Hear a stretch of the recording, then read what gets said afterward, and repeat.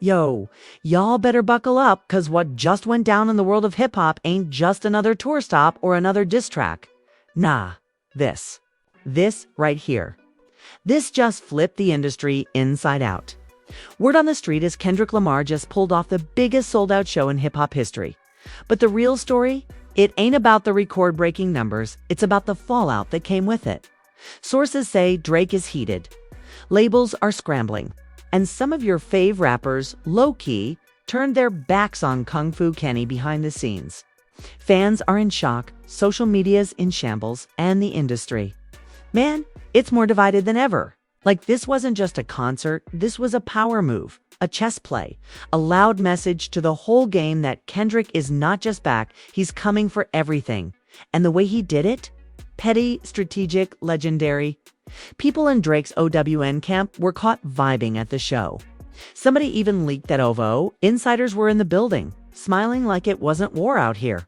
So, what really went down? Stay tuned. It's deeper than rap and way messier than you think. So, boom. The night was supposed to be just another big concert, right? Buzzing. Everybody outside, tickets sold out months in advance. But nobody, and I mean nobody, expected what was about to go down. Not just a show, Kendrick Lamar turned that stage into a war zone, a message board, and a throne. And when I say people felt it in their chest, I'm talking even the ones who weren't in the building had to sit down. This was a different type of statement. A different type of disrespect. And guess who felt it the most? Yup, Drake. Now let me take you back a lil. All this really started building when K. went ghost for a while after dropping Mr. Morale. People thought he was retiring, going off the grid for good. But nah, turns out Kendrick was plotting. And not just music plotting. No, he was planning his legacy. Working quietly, waiting for the moment to strike. And when he did, he made sure the entire hip-hop game couldn't ignore him. The day of the show, you could already feel the tension in the air. Folks lining up since morning. Celebs pulling up in all black like it was a funeral or something. Fans noticed something weird, though there was this extra security more than usual. Rumors started flying. Was there a Drake diss incoming? Was Kendrick about to air out the whole industry? But nobody expected him to do what he did. The show starts. The lights go dark. Crowd screaming.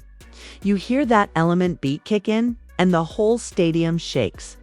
Kendrick walks out slowly. No chains, no dancers, no flash, just a spotlight and a mic. And from the moment he opens his mouth, it's clear. This ain't just a performance. This is personal. 20 minutes in. Boom. The first shot, a brand new verse added to the Heart Part 5 that nobody had ever heard before. And what did he say? They smile in my face, then fly out to the 6, but lie to themselves when they call that man the king of this. The crowd lost it. Fans were screaming, phones up.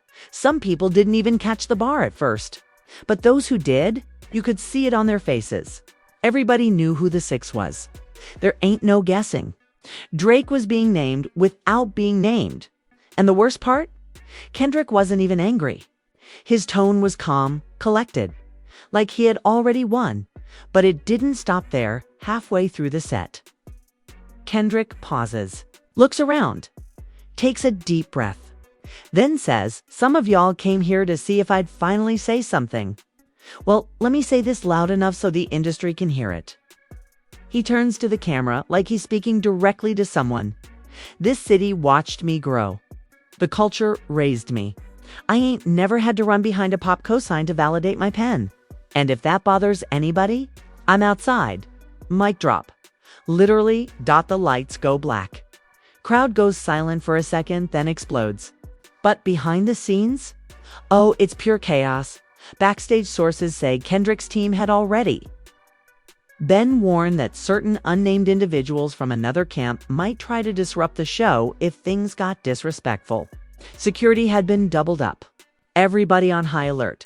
But here's where things get crazy. Drake's people were in the building. Front row, low-key. Hats down, quiet. But once that bar hit, witnesses say they got up and left. Like, immediately. No eye contact. No words, just dipped.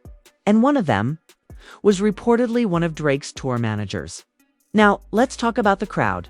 Fans were eating it up. TikTok flooded in minutes. Twitter couldn't breathe. People saying this was the most legendary performance since Kanye touched the stage at Coachella. Some even calling it the night Kendrick took the crown back. But the industry, whole different story. Multiple sources told us that a few label execs were not happy. There was already tension bubbling since Drake and Kendrick started taking subliminals at each other earlier in the year. But now, K. had gone full scorched earth. And not just on Drake. Because the next part of the show, he started calling out names, no lie. He performed King Kunta, but added a breakdown in the middle where he started speaking over the beat. And what he said? Man, double quotes. I see y'all turning y'all backs when the check's clear. Fake love in the group chat. Then silence when I appear. I ain't forget who passed on the feature. I ain't forget who switched teams like a bleacher. Again.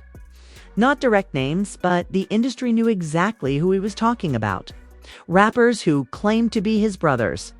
Producers who ghosted him when he stepped away from TDE. And some even say one of those bars was for Travis Scott. That's when it started spreading backstage. Some artists who were supposed to come out for surprise features backed out. That's right, there were supposed to be guests. Big names, but they got spooked, according to a close source. One major Atlanta rapper whose name rhymes with Migos, minus the M, was supposed to join him on stage. But after that mid-set monologue, he told his manager, "Nah, I'm good. I ain't trying to get caught in that storm." And just when you thought it couldn't get messier, boom, Kendrick brings out a surprise guest no one expected, J. Cole. The crowd went silent for 2 seconds, like they couldn't believe it. And then, boom. Eruption. Cole walked out calm, hoodie up, didn't even speak. Just nodded at Kendrick. No song, no performance. Just a show of solidarity. Then walked off. Bro. What? Like, what? People started whispering. Was this a joint statement? Is Cole choosing sides? Is this a warning shot to Drake?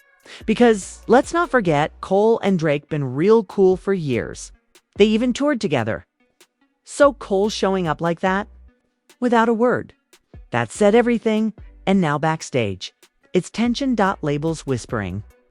Kendrick's camp locking things down. And Drake's people, reportedly already planning a counter. So boom, Kendrick walks back up to the mic. J. Cole has already dipped backstage, and the whole crowd is still recovering from the shock. Everybody's whispering, phones blowing up. Was that J. Cole? Did he just co-sign the diss? But Kendrick ain't give him no time to breathe. He waves the DJ forward, the beat drops, and it's the intro to a brand new, unreleased track that fans have never heard before. The beat is grimy, heavy, feels like 90s West Coast energy, but with modern venom. And the hook. Cold. They build you up just to break you down. Claim they kings, but ain't never worn no crown. Played the friend when the camera's round. Now I see the snakes in my battleground. Cue. Everybody in that arena knew he was still throwing shots. And this time, he wasn't just aiming at Drake. Nah, Kendrick was letting the whole machine have it. INDUSTRY execs. Fake friends. Label politics. People who he says used him when it was trend. One source close to the event said a major streaming platform pulled the plug mid-performance. Why? Because they had conflicts of interest. What that really means? Their business ties to other artists might have been at risk if they kept broadcasting Kendrick's smoke. But Kendrick tased. The crowd still in the palm of his hand. He leans into the mic and says, "Even when they mute me, you still gone, feel me?" And the crowd lost their minds. Now, meanwhile, across town, Drake is watching all this unfold. Allegedly, he ain't post nothing. But a couple people close to him started tweeting cryptic stuff like, "We'll see who really lasts," and "Let the little bro get his moment." Passive-aggressive shade, right? But the internet don't miss. Fans knew it was about Kendrick. The timing was too perfect. Then this clip leaks backstage footage from someone on Kendrick's team, showing a monitor with multiple texts popping up. One of them allegedly from someone in Uvo reading. So it's war now. Bro, that alone had Twitter in flames. So it's war now. Like it wasn't war already. The petty is real. And guess what? Kendrick responded to that text live on stage. Without saying the name, he looks dead at the camera and says, "Somebody texted me, it's war now. I've been at war. You just ain't noticed, 'cause I don't send warnings. I send art." Fans went silent. Then started chanting K. like it was a rally dot. And yo, let me tell you, this wasn't just a moment. This was a shift. Because right after that, Kendrick flipped the script. Literally. He stopped the music, brought out a wooden stool, sat down, and started telling stories. Real, raw stories. About betrayal. About being ignored. About watching people in his circle choose fame over loyalty, he said. "I remember a time where I sent a verse to a brother I thought was family. Didn't get a reply. But a week later, he dropped a song with a pop star. Same beat, same energy. Just not me." The crowd gasped. No names. But again, fans connected the dots. Many believe he was talking about a rumored collab that never dropped between Kendrick and Drake back in 2019. And instead, that same sound popped up on one of Drake's singles with a huge mainstream feature. Then Kendrick says something that really shook people. You know what hurts more than a diss track? Silence. When you know somebody got problems with you, but they smile for the gram. And boom, right after that line, the screen behind him lights up. Guess what shows up? A grid of old photos. Screenshots from Instagram. Kendrick and Drake at the club. In the studio. On stage, laughing, smiling, but now, those same images looked cold, fake. Like memories turned weapons. It was symbolic. Kendrick wasn't just dissing. He was exposing how deep the fracture ran. This wasn't rap beef. This was personal dot. But here's where the twist comes. Right after that segment, Kendrick brings out his family. Not just his cousin, baby Keemna. He brought his kids, his partner, his mom. He had them walk out one by one. Fans were confused at first, but then he spoke. "I brought them here because they're the reason I ain't fold. The reason I ain't chase trends. The reason I walked away from the fake love. Y'all talk legacy? This right here is mine." The audience was dead silent. Some people were crying. Others just in awe. 'Cause in the middle of all the shots and shade and lyrical fire, Kendrick was humanizing himself, showing that behind the bars, there's a man, a father, a son dot, but not everybody liked that move. Minutes after the show ended, blogs started reporting that some insiders in Drake's circle felt the family moment was a cheap move. They said it was manipulative, trying to win sympathy and a distraction from the real smoke. But fans loved it. They said it was powerful, that it showed Kendrick don't need antics or gimmicks to prove his point. He just lives his truth. And truth is what had people shook. Because this wasn't a rollout. This wasn't promo. Kendrick didn't announce no album. Didn't sell no merch. He just told the world, "I'm here, and I ain't scared of nobody." And just when you thought that was the end of the night? Nah, because backstage, something happened that was not supposed to happen. A surprise guest showed up. Someone that nobody, not even Kendrick's team, expected. So backstage is already chaos. Kendrick just finished the most vulnerable moment of the night, standing there with his whole family, emotions running high. Security is tight, phones are going off, labels are nervous. But then, boom, somebody shows up unannounced. No call, no clearance. Just walks in with a hoodie up and 2 security guards behind him. It's Future, yes. That Future, no warning. No intro, just pulled up like it was his show. People behind the scenes were shook. Some thought it was a stunt. Maybe Kendrick invited him as another surprise guest. But sources say Kendrick's camp looked confused, not prepared. Word is Future wasn't even cleared to be in the building. So now everyone's wondering why would Future show up now? See, here's the thing. Future and Drake been tight for years. They got projects together. They made millions off What a Time to Be Alive. And while Future never publicly picked sides in the Kendrick versus Drake tension, insiders always said he was OVO by association. So him pulling up during Kendrick's night raised a lot of eyebrows, and here's where it gets wild. Someone from Kendrick's team allegedly tries to block Future from entering the green room area. Nothing aggressive, just trying to keep order. But Future's security, not having it. Words get exchanged. Voices get raised. One of the guards steps forward and says he ain't here for drama. He got something to say. At this point, Kendrick gets word. He's just come off stage, towel around his neck, still catching his breath. Somebody whispers in his ear. His face changes. Calm but serious. He tells his people, let him through. So Future walks into Kendrick's dressing room. No cameras, no phones. Just them. For 15 minutes, nobody knows what was said. It's dead silent. The energy in the hallway, tense. You could feel it. Like something historic was happening behind those doors. Finally, the door opens. Future walks out. Head down, says nothing. Gets back in his black SUV and pulls off. And Kendrick comes out a few minutes later, still calm, walks straight past everyone, nods once, and says, "We good? Let's keep it moving." So now the internet is going crazy with speculation. What did Future say? Why show up uninvited? Was he trying to play mediator between Drake and Kendrick? Or was he warning Kendrick to chill? But it don't stop there. 'Cause just hours later, Drake posts on his story, 3 words, war mode activated. No music, no selfie, just black screen, white font. And fans lost it. People started calling it a declaration. Like Drake was finally ready to step in the ring for real. 'Cause up until now, he'd been throwing lil jab slick lines, shady posts. But after Kendrick's show, it was clear. The gloves were off, and remember that text that said, "So it's war now"? Yeah, fans believe Drake sent that himself. That it wasn't no OVO staffer, it was Drizzy directly. Watching the whole show unfold, seeing Cole walk on stage, seeing the family moment, the unreleased bars, the live stream blackout, all of it.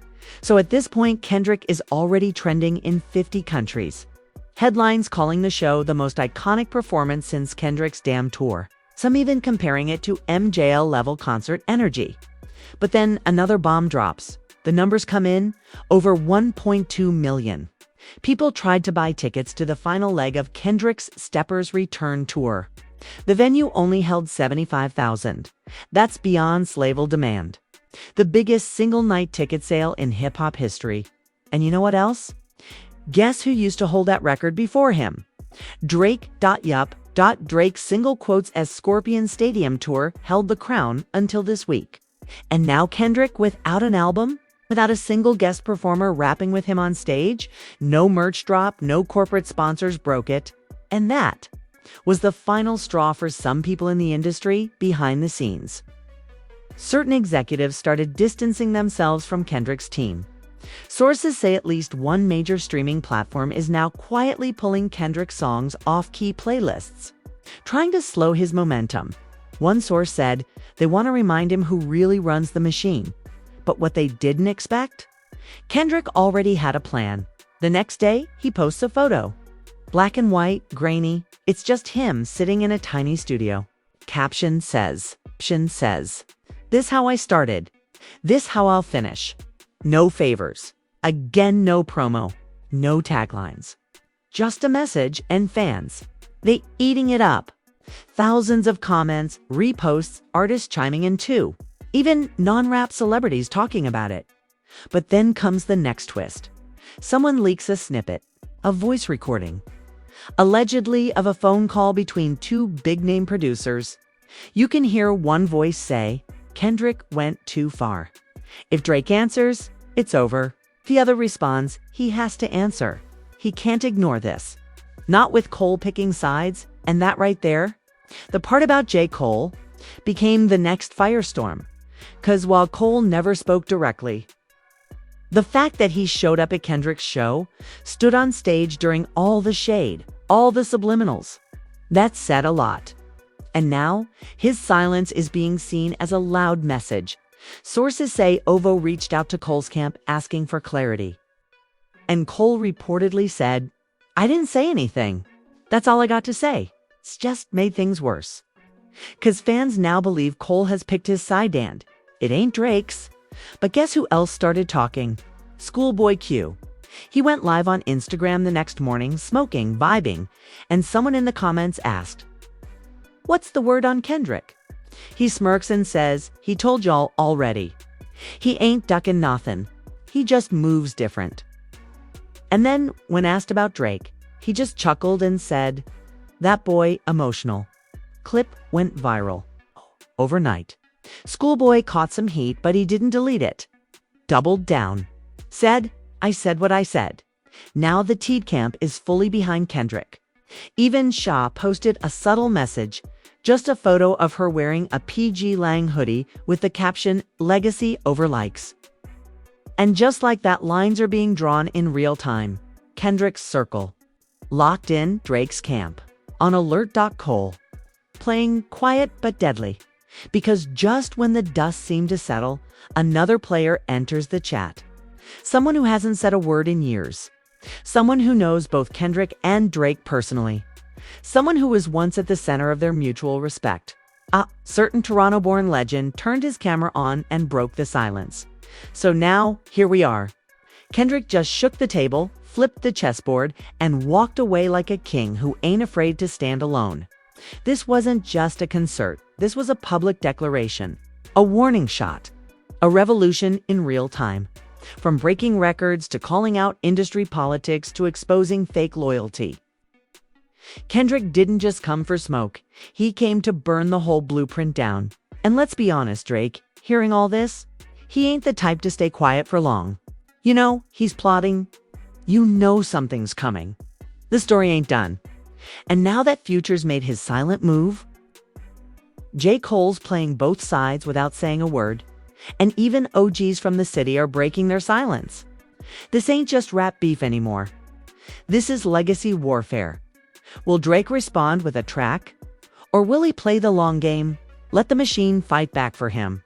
Will Kendrick drop an album out of nowhere? Or is he just setting the stage for something bigger? One thing's for sure, the fans are watching. The industry is shook. And the culture will never be the same after this. So now it's your turn.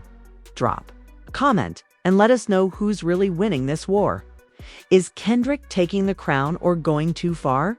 Is Drake ready to respond? Or is silence the smartest move?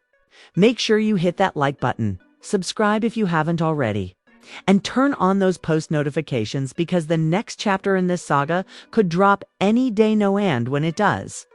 You know, we got it first, raw and unfiltered. This is bigger than music. This is personal. And trust us, you do not want to miss what's coming next.